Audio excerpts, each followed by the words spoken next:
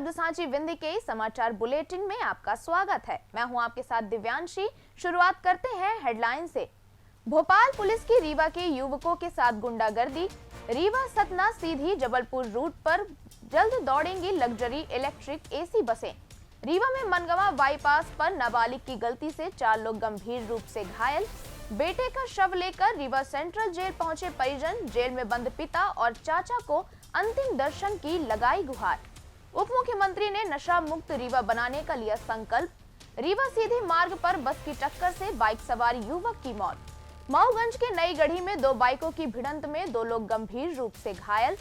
सतना में बच्चों का झगड़ा बना बवाल। दोनों मुस्लिम पक्षों ने एक दूसरे को फंसाने खुद ही लगाई आग। रीवा में एटीएम टेक्नीशियन ने रचा अनोखा फ्रॉड। 3,73,000 रुपए गबन कर फरार। सतना में मिड डे मील के नाम पर लापरवाही, बच्चों से धुलवा रहे झूठे बर्तन। सिंगरौली में 5 लाख की अवैध रेत से लदा ट्रैक्टर जब्त, ड्राइवर गिरफ्तार। मध्य प्रदेश में अगले 5 दिन तक शीतलहर और कड़ाके की ठंड से राहत। जादू देखा है, हम दिखाते हैं। आप सोचिए, हम बनाते हैं। अपने घर या ऑफिस को सजाएं मनपसंद डिजाइन के कस्टमाइज वॉलपेपर्स, ब्लाइंड्स, पेंटिंग्स और लेजर कटिंग से बनी आकर्षक चीजों से। आज ही कॉल कीजिए 7611125428, क्योंकि आपकी कल्पनाओं को पंख देना भी जरूरी है।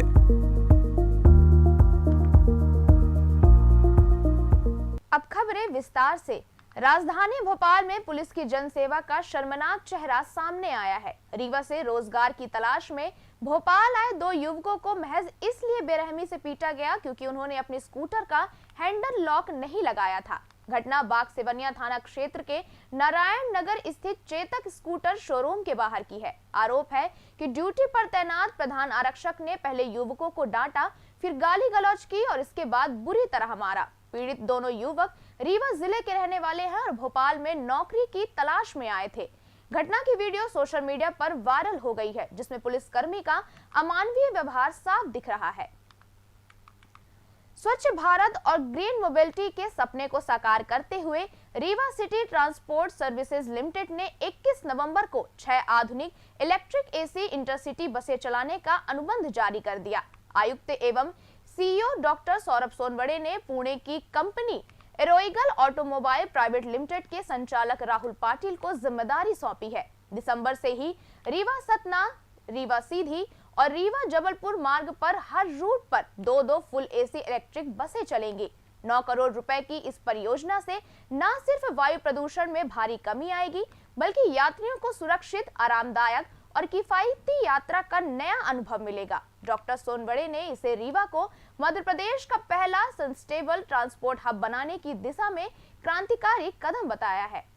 रीवा और मनगवा हाईवे पर दुगमा गांव के पास मनगवा बाईपास में 2 बाइकों की आमने सामने जोरदार भिड़ंत हो गई। हादसे में 4 लोग गंभीर रूप से घायल हो गए, जिनमें 3 सगे भाई बहन और एक 16 साल का नाबालिग शामिल है। जानकारी के अनुसार एक बाइक पर 2 भाई और एक बहन सवार थे, जबकि दूसरी बाइक पर 16 वर्षीय नाबालिग था। नाबालिग ने अस्पताल में बताया कि वह सुबह मजदूरी करने जा रहा था। तभी सड़क पार करते वक्त सामने से बाइक आती दिखी तो उसके हाथ कांपने लगे और बाइक अनियंत्रित होकर टकरा गई।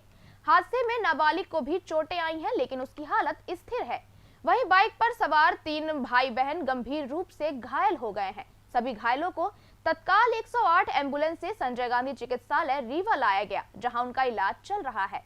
पुलिस ने दोनों बाइक्स जब्त कर ली हैं और नाबालिग होने के बावजूद बिना लाइसेंस वाहन चलाने के मामले में आगे की कार्रवाई शुरू कर दी है। रीवा केंद्रीय जेल के सामने रविवार को दोपहर उस वक्त दिल दहला देने वाला मंजर देखने को मिला, जब एक परिवार अपने 22 साल के बेटे विशाल सोंधिया का शव लेकर जेल के गेट पर पहुंच गया। परिजनों की मांग है कि जेल में बंद पिता बृजकिशोर सोंधिया और चाचा उमेश सोंधिया को कम से कम एक बार 1 घंटे के लिए बेटे का चेहरा दिखा दिया जाए। मूल रूप से गोविंदगढ़ निवासी विशाल सोंधिया सतना जिले के रामपुर बघेलान में अपने ननिहाल में रहता था। शनिवार को घर में मोबाइल चार्जर लगाते वक्त करंट लगने से उसकी मौके पर ही मौत हो गई। हत्या के एक पुराने मामले में दोषी ठहराए गए विशाल के पिता और चाचा पिछले 2 साल से रीवा सेंट्रल जेल में बंद है। परिजनों ने शनिवार से ही सतना और रीवा दोनों जिलों के कलेक्टर और एसपी दफ्तर के चक्कर काटे, पैरोल के लिए आवेदन दिए, लेकिन 24 घंटे से ज्यादा बीत जाने के बावजूद कोई अनुमति नहीं मिली। आखिरकार रविवार दोपहर परिजन बेटे का शव लेकर सीधे सेंट्रल जेल रीवा पहुंच गए और गेट पर ही जोर जोर से रोने और चीखने लगे। रीवा शहर के लक्ष्मण बाग परिसर में आयोजित मेरा रीवा स्वच्छ स्वस्थ और सुंदर रीवा कार्यक्रम में उप मुख्यमंत्री राजेंद्र शुक्ला ने रीवा को पूरी तरह नशा मुक्त बनाने का ऐलान किया। उन्होंने कहा कि नशे के खिलाफ चलाया जा रहा अभियान अब रंग ला रहा है और प्रतिबंधित नशीली दवाओं की सप्लाई में भारी कमी आई है। उप मुख्यमंत्री ने कहा कि नशे की लत में फंसे लोगों को सुधारना भी हमारी प्राथमिकता है। ऐसे में हर व्यक्ति की सूची प्रशासन तैयार करे, चाहे जितने नशा मुक्ति केंद्र बनाने पड़े हम बनाएंगे। जब तक रीवा पूरी तरह नशा मुक्त नहीं हो जाता है, यह अभियान नहीं रुकेगा। उन्होंने ब्रह्मा कुमारी संस्थान, पुलिस और समाज सेवियों की सराहना करते हुए कहा कि इस अभियान में सामाजिक संगठनों की भागीदारी बेहद प्रशंसनीय है। कार्यक्रम को संबोधित करते हुए सीएसपी राजीव पाठक ने बताया कि पुलिस ने सबसे पहले कबाड़ी मोहल्ले से इस मुहिम की शुरुआत की थी। लगातार कार्रवाई का नतीजा है कि अब तक 70% सफलता हासिल हो चुकी है। नशीली दवाओं की तस्करी और बिक्री पर काफी हद तक अंकुश लगा है। उप मुख्यमंत्री ने सभी नागरिकों से अपील की है कि नशे के खिलाफ इस जंग में सक्रिय रूप से साथ आए ताकि आने वाली पीढ़ी को एक स्वच्छ, स्वस्थ और नशा मुक्त रीवा सौंपा जा सके। तो इसके लिए अभी एक सभी लोगों के बीच में चर्चा हुई है कि हम सभी समाज सेवी महीने में एक माह में 1 घंटे का समय निकाल कर देंगे कि 1 माह में 1 घंटे का समय हम कुछ लोग जाएंगे तो पचमठा आश्रम को भी ठीक करने का, साफ करने का काम करेंगे, बिहार रिवर फ्रंट को भी साफ करने का काम करेंगे। इसी तारतम्य में रेड हार्ट जो फाउंडेशन है, इन्होंने जो है आपके चिरहुला मंदिर में लगातार अपने तरफ से कर्मचारी दे रखे हैं जो निरंतर साफ सफाई का काम करते हैं। ये इन्होंने कई महीनों से कर रखा है, जो इनके यहाँ से 4 कर्मचारी इन्होंने अपने व्यक्तिगत मत से दे। पवित्र अभियान जो पुलिस के नेतृत्व में और जनता के सहयोग से चल ही रहा है, क्योंकि नशा की आदत यदि युवाओं से हम नहीं छुड़ाएंगे और नशीली सामग्री रीवा में प्रवेश न कर पाए ऐसी व्यवस्था नहीं करेंगे तो फिर लोगों को नशे से बचाना बहुत कठिन होगा। रीवा बहुत तेज़ी से आगे बढ़ रहा है, लेकिन ये विकास हमारे किस काम का होगा यदि हमारी पीढ़ी ही नशे की गिरफ्त में आ जाएगी।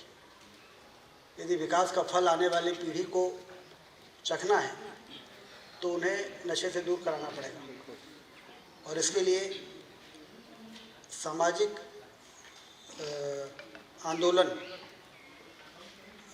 जागरूकता और समाज के लोग ये मानसिकता से उभरे कि फलाने का लड़का नशा कर रहा, हमसे क्या लेना देना। उनको ये मालूम नहीं कि कल वो फलाने का लड़का नशा कर रहा है, कल वो आपके घर के लड़के को भी इसमें शामिल कर लेगा यदि आपने इस प्रवृत्ति को नहीं रोका।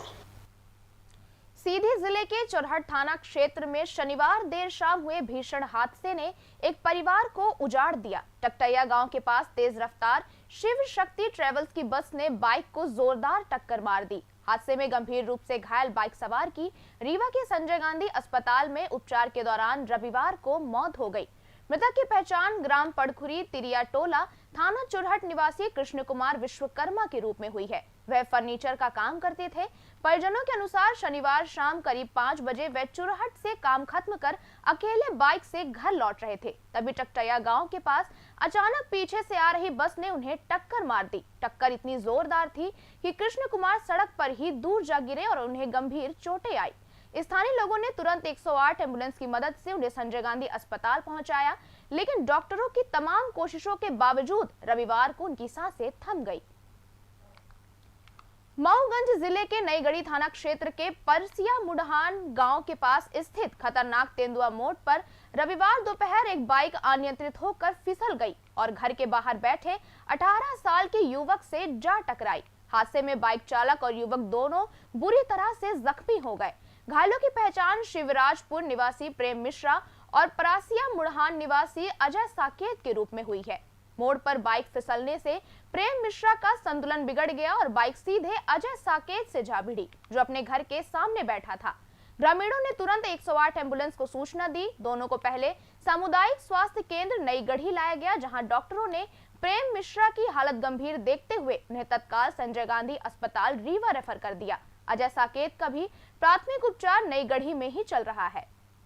सतना जिले के जैतवाड़ा थाना क्षेत्र के मरवा गांव में बच्चों के मामूली विवाद ने शनिवार देर रात दो पक्षों के बीच गंभीर झड़प का रूप ले लिया। घटना के बाद दोनों पक्षों ने एक दूसरे पर आरोप लगाते हुए पुलिस में रिपोर्ट दर्ज कराई है। जानकारी के अनुसार बच्चों के बीच हुए झगड़े के बाद दोनों पक्षों के परिजन आमने सामने आ गए। आरोप है कि एक पक्ष के लोगों ने दूसरे पक्ष के घर में घुसकर मारपीट की और सामान तोड़ दिया। दोनों ही पक्ष मुस्लिम समुदाय से हैं। झगड़ा बढ़ने पर दोनों पक्षों पर पुलिस को भ्रमित करने के आरोप लगे हैं। बताया जा रहा है कि एक पक्ष ने अपनी मोटरसाइकिल को खुद ही आग लगा दी ताकि दूसरे पक्ष को दोषी ठहराया जा सके। वहीं दूसरे पक्ष ने अपनी झोपड़ी में आग लगाकर कपड़े से बुझाने का नाटक किया। इस पूरे घटनाक्रम के कुछ वीडियोस भी सामने आए हैं। जैतवाड़ा थाना प्रभारी अभिषेक पांडे ने बताया कि दोनों पक्षों के खिलाफ मारपीट, आगजनी और धमकी देने के आरोपों के तहत मामला दर्ज किया गया है। पुलिस वीडियोस, फुटेज और बयान लेकर घटना की विस्तृत जांच कर रही है। रीवा के खुटेही स्थित यूनियन बैंक ऑफ इंडिया के एटीएम में मेंटेनेंस के नाम पर नवी मुंबई की company CMS info system limited का इंजीनियर धनवंत लाल पटेल निवासी शहडोल ने नया तरीका अपनाते हुए 3,73,750 रुपए का गबन कर दिया। उसने अपनी जेब से नकली और कम मूल्य के नोट बार बार कार्डलेस डिपॉजिट मशीन में डालकर रकम अपने ही खाते में ट्रांसफर कर ली। 14 अक्टूबर को लेजर मिलान से फर्जीवाड़ा पकड़ा गया, जिसके बाद शाखा प्रबंधक नवनी कुमार की शिकायत पर अमैया पुलिस ने धारा 420 के तहत मामला दर्ज कर आरोपी की तलाश शुरू कर दी है। सतना जिले के नागौद विकास खंड के शासकीय प्राथमिक शाला नई बस्ती उमरी में मिड डे मील योजना की पोल खुल गई है। यहाँ न सिर्फ बच्चों को 1 महीने से सब्जी तक नसीब नहीं हो रही, बल्कि खाना खाने के बाद उनसे झूठे बर्तन भी धुलवाए जा रहे हैं। इसका चौंकाने वाला वीडियो सोशल मीडिया पर वायरल हो गया है। वीडियो में साफ दिख रहा है कि छोटे छोटे बच्चे अपनी प्लेटें लेकर लाइन में लगे हुए हैं और खुद ही उन्हें रगड़ रगड़ कर धो रहे हैं। सरकारी नियमों के अनुसार बच्चों से किसी भी तरह का श्रम कराना सख्त मना है, लेकिन स्कूल प्रबंधन खुलेआम इसका उल्लंघन कर रहा है। सिंगरौली जिले के जियावन थाना क्षेत्र में अवैध रेत माफिया पर पुलिस का शिकंजा कसता जा रहा है। रविवार को गश्त के दौरान बिना रॉयल्टी के 5 लाख रुपए कीमत की अवैध रेत से लदा एक ट्रैक्टर पकड़ा गया है। पुलिस ने वाहन जब्त कर ड्राइवर को हिरासत में ले लिया है। थाना प्रभारी रोशनी कुर्मी ने बताया कि बीते कुछ दिनों से क्षेत्र में अवैध रेत उत्खनन और परिवहन की लगातार शिकायतें मिल रही हैं। इसी क्रम में पुलिस टीम मुख्य मार्ग पर गश्त कर रही थी जब एक संदिग्ध ट्रैक्टर दिखा। रोककर जांच करने पर ट्रैक्टर में भारी रेत के कोई वैध दस्तावेज या रॉयल्टी पेपर नहीं मिले। ड्राइवर ने भी परिवहन का कोई संतोषजनक जवाब भी नहीं दिया। पुलिस ने तत्काल ट्रैक्टर को जब्त कर लिया और चालक के खिलाफ खनन एवं परिवहन संबंधित विभिन्न धाराओं में मुकदमा दर्ज कर गिरफ्तारी कर ली है। मौसम की बात करें तो मध्य प्रदेश में अगले 5 दिन तक शीतलहर और कड़ाके की ठंड से राहत मिलेगी, लेकिन सुबह घना कोहरा छाएगा। ऐसे में एक्सपर्ट ने लोगों को कोहरे से सुरक्षित ड्राइविंग करने की सलाह दी है। वहीं मौसम विभाग ने हेल्थ और फसलों को लेकर एडवाइजरी भी जारी कर दी है। बता दें कि प्रदेश में 6 नवंबर से ही कड़ाके की ठंड का दौर शुरू हो गया था। आमतौर पर नवंबर के दूसरे पखवाड़े से तेज ठंड पड़ती है, लेकिन इस बार पहाड़ी राज्य हिमाचल प्रदेश, उत्तराखंड और जम्मू कश्मीर में समय से पहले बर्फबारी हो गई। इस वजह से बर्फीली हवाओं से एमपी भी कांप उठा है। इसी के साथ ये समाचार बुलेटिन समाप्त हुआ। कल फिर मिलेंगे नई खबरों के साथ। जुड़े रहिए शब्द सांची विंध्य से, और विंध्य से जुड़ी तमाम खबरों के लिए हमारे चैनल को सब्सक्राइब कर दें। अपने आसपास की खबरें हम तक पहुंचाने के लिए स्क्रीन पर दिए गए नंबर पर आप संपर्क भी कर सकते हैं। धन्यवाद।